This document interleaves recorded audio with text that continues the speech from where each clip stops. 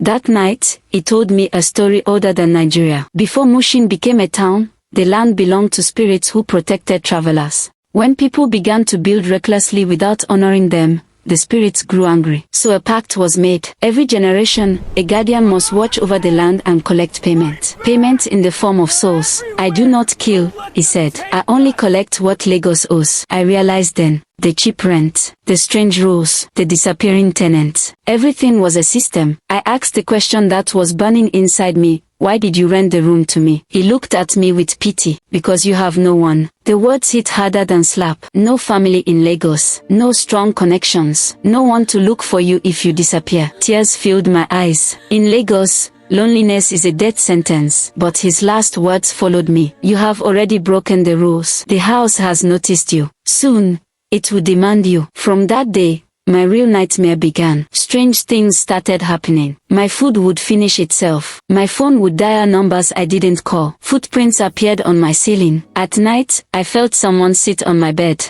and the whispers became louder. Leave this house. Join us. Stay forever. I was no longer just a tenant. I had become a target. The woman who warned me from the beginning suddenly vanished. Her room was found empty one morning. On her wall, she had written with charcoal, "The house is hungry again." That was when I knew I had to escape. I packed my bags one Saturday morning, ready to leave without looking back. As I reached the gate, the landlord was already standing there. "You cannot leave," he said gently. "The house has accepted you." I shouted for help, but all the other tenants avoided their eyes. Everyone in that compound knew the truth, and everyone was afraid. That night, the house finally revealed itself fully. The walls began to drip like melting flesh. Voices filled the compound. My door locked itself. And at exactly 12:15 a.m., the landlord stood in my room and said, "Tomorrow, you will take my place." That was the night I understood. I was never meant to be a tenant. I was meant to be the next landlord. Morning came,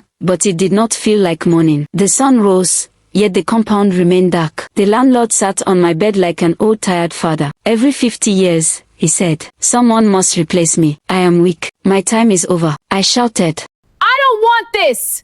None of us want it. He explained everything. All the tenants were not ordinary people. Some were spirits paying debts. Some were humans hiding from death. Some had lived in the house for decades without aging. Compound 14 was not just a building. It was a gate, a place between Lagos and the spirit world. And the landlord was the key. To become the new landlord, I had to accept the house willingly. If I refused, I would die. If I accepted, I would live forever, but never leave. I spent the whole day crying and praying, calling every pastor and prayer line I knew. But some battles are older than religion. My cousin came to visit unexpectedly. The moment she entered the compound, she began to feel sick. She whispered, "This place is not normal." When she tried to take me away, the gate refused to open. The house had chosen me, and it was not ready to let go. At midnight, the mirrors appeared in my room. The faces inside them called my name. Former tenants begged me to accept so they could be free. The landlord knelt before me. "Please," he said, "end my suffering." That was when I understood. He was not evil. He was a prisoner too. As dawn approached, I made my choice. Not to accept, not to refuse, but to fight. I gathered every mirror,